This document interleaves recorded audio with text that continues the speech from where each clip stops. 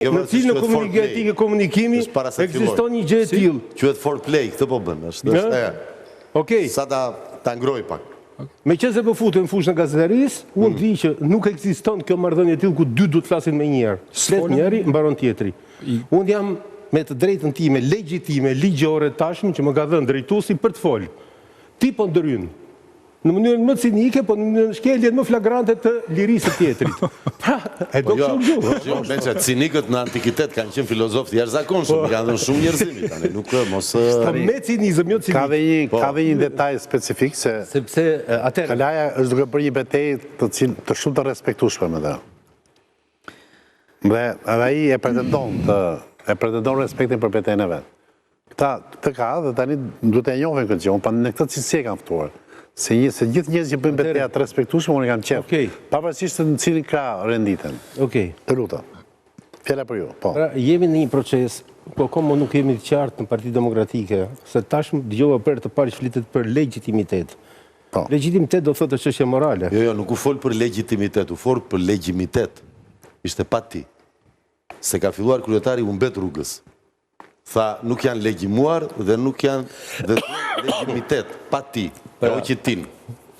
Jo, them, do më dhënë qari shërë, dhe shket kryetarit rrugës o buri veut. Pra ne po them, do më dhënë, mbajni... Po ama ne kuptuam që do në të thoshte. Ne kuptuam, po halë kuptoj legitimiteti, duhet thosh dhe tha legjimiteti. Pa me, dakord. Kështu filluar. Që është e moshës, nuk e?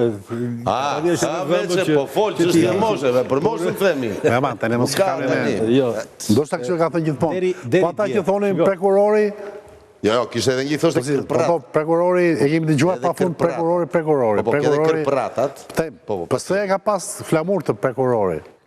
Nese, ajde, kështu nuk ka problem, janë fjesht stilistike, po me që.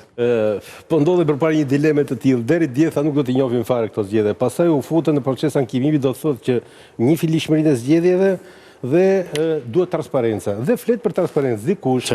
Kur unë i kthehem dhjetorit të 2009-ës, dhjetorit 2009-ës ka qenë betejë më e madhe që u anatemua në të gjitha format, çfarë kërkohej në atë periudhë.